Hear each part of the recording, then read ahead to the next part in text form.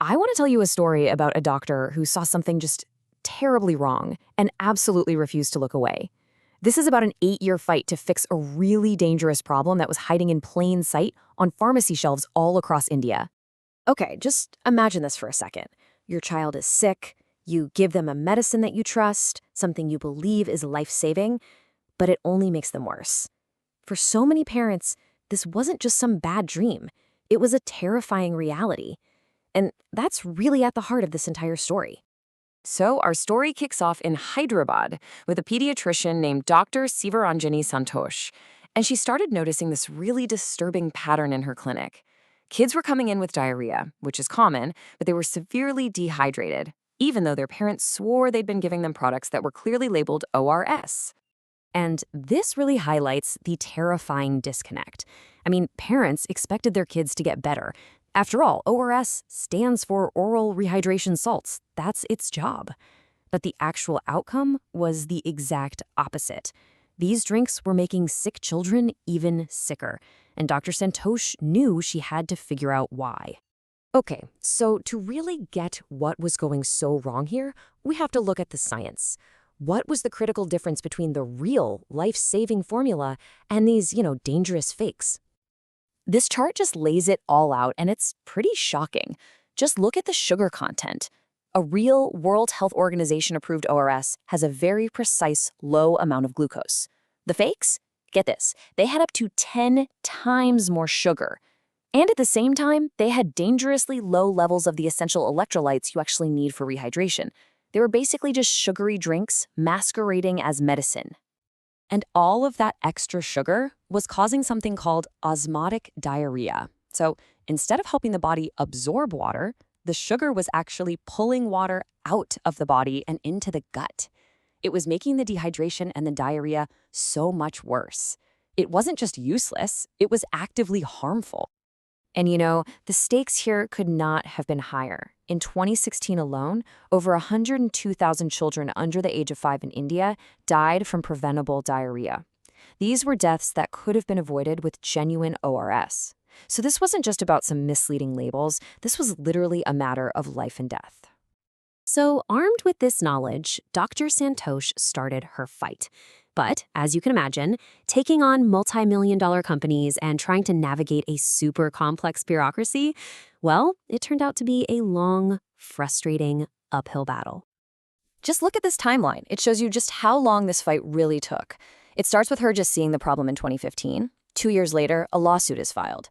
It wasn't until 2022 that the Food Safety Authority, the FSSAI, even took action. And honestly, it was a pretty weak compromise.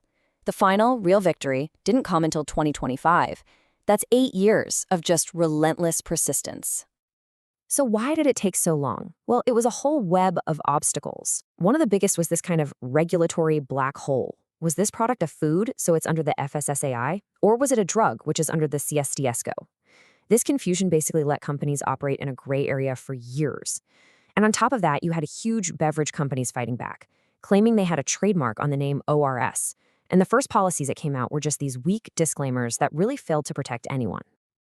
And this number right here, this explains the fierce industry pushback.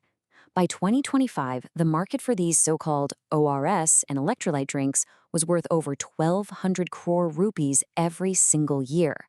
That's a massive financial incentive to keep misleading labels on the shelves. But after 8 long years, the persistence of one doctor, backed by this growing public outrage and support from the medical community, it finally led to a breakthrough, a true victory for public health. This was the turning point. The Food Safety and Standards Authority of India issued a final, decisive directive. And they didn't just tweak the rules.